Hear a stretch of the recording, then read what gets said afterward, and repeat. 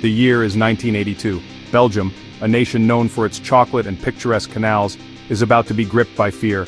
The serene landscapes and charming towns will soon be overshadowed by a series of brutal and senseless crimes. A new terror emerges from the shadows, the Brabant killers. These mysterious assailants would go on to commit some of the most heinous acts in Belgian history. Their first strike targets a gun store in Dinant, looting weapons. The audacity and precision of the attack leave the police and public stunned. Weeks later, a car mechanic in Mons becomes their next victim. The randomness of their targets adds to the growing fear and confusion. Their motives remain a chilling enigma. Investigators are baffled, unable to discern a clear pattern or reason behind the attacks. Were they driven by greed, ideology, or pure bloodlust? The answers remained elusive. Theories abound, but none can fully explain the brutality and randomness of the crimes. The killers cross the border, striking a grocery store in Maubeuge. Their reach seems to know no bounds, spreading terror beyond Belgium. The gang returns, hitting a supermarket in Nivelles, leaving 2 dead. The brutality of their actions leaves a lasting scar on the community. The nation holds its breath, bracing for the next strike.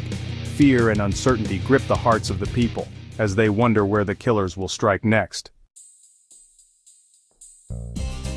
1983 descends upon Belgium, shrouded in an unsettling calm. The Brabant killers seem to vanish, their reign of terror fading into a collective nightmare. Yet, beneath the surface of normalcy, a sinister undercurrent churns. The authorities discover a string of seemingly unrelated crimes. Vehicles vanish, only to reappear stripped and abandoned. Gun shops become targets again. The meticulous selection of firearms, the brazen nature of the robberies, all bear the chilling signature of the Brabant killers. The gang is not dormant, they are evolving. The calm of 1983 was not a reprieve, it was the silence before the storm. 1985 dawns, and with it the eruption of unprecedented violence. The Brabant killers return, their brutality amplified. Their reign of terror, which had already left a scar on the nation, now reaches new, horrifying heights. This year becomes synonymous with the Delhaize supermarket massacres. Braine-l'Alleud, Overijse, Aalst, towns become stages for unimaginable horror. The once peaceful streets are now haunted by the memories of bloodshed and chaos. The gang, their faces hidden behind masks, storm the Delhaize supermarkets. They move with a chilling precision, their actions cold and calculated. Shoppers and employees alike are cut down in a hail of gunfire. The air is filled with screams and the sound of bullets, a nightmare unfolding in real time. The Aalst massacre stands as a terrifying testament to their savagery. The brutality of their actions leaves an indelible mark on the community. 8 souls, including a 9-year-old girl, are brutally murdered. The audacity, the cold-blooded efficiency, the utter disregard for human life, these become the hallmarks of the Brabant killers. Belgium is paralyzed. The nation mourns, grappling with the sheer scale of the tragedy. Fear seeps into every corner of society. The once bustling streets are now eerily quiet as people stay indoors, gripped by terror. The Brabant killers vanish once more, slipping into the shadows as mysteriously as they appeared, leaving behind a trail of blood and unanswered questions. The mystery of their identity and motives continues to haunt Belgium, a dark chapter in its history.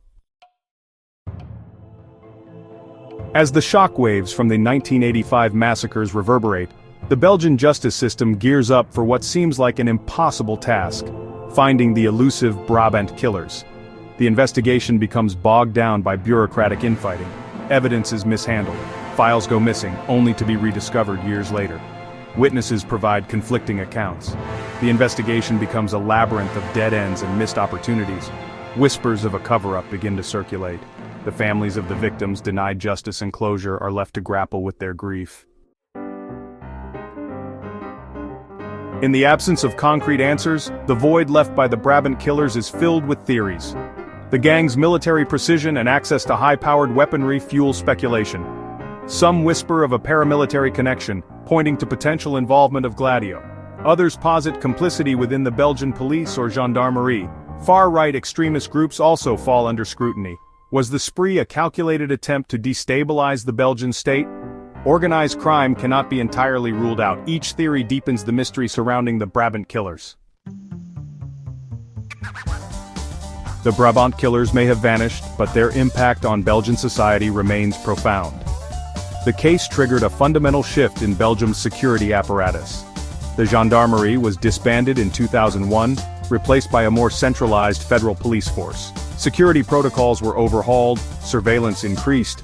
The Brabant killers shattered Belgium's sense of safety. The case seeped into the nation's cultural consciousness, inspiring documentaries and books.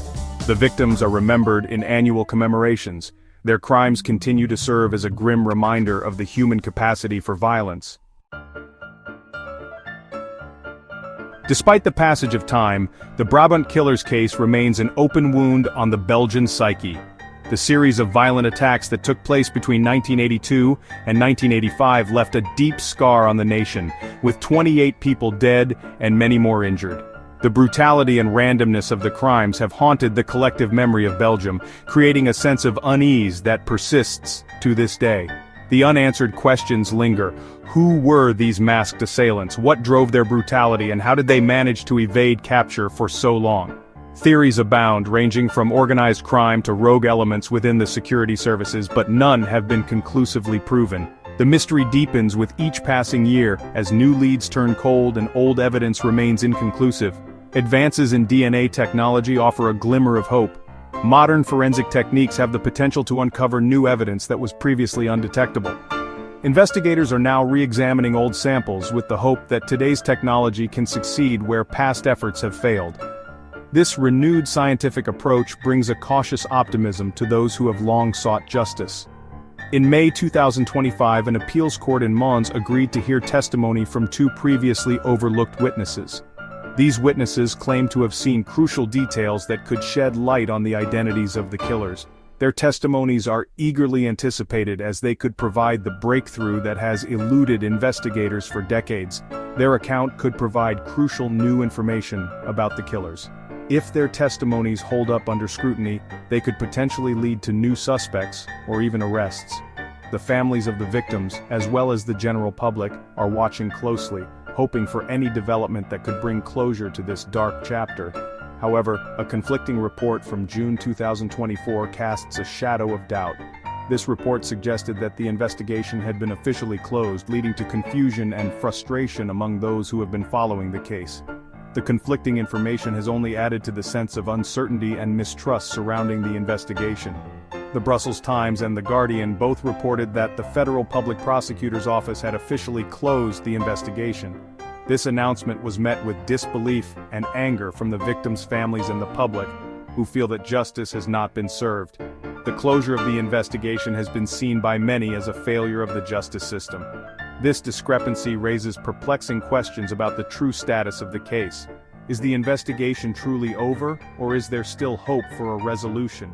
The lack of clear communication from the authorities has only fueled speculation and conspiracy theories, making it even harder to discern the truth.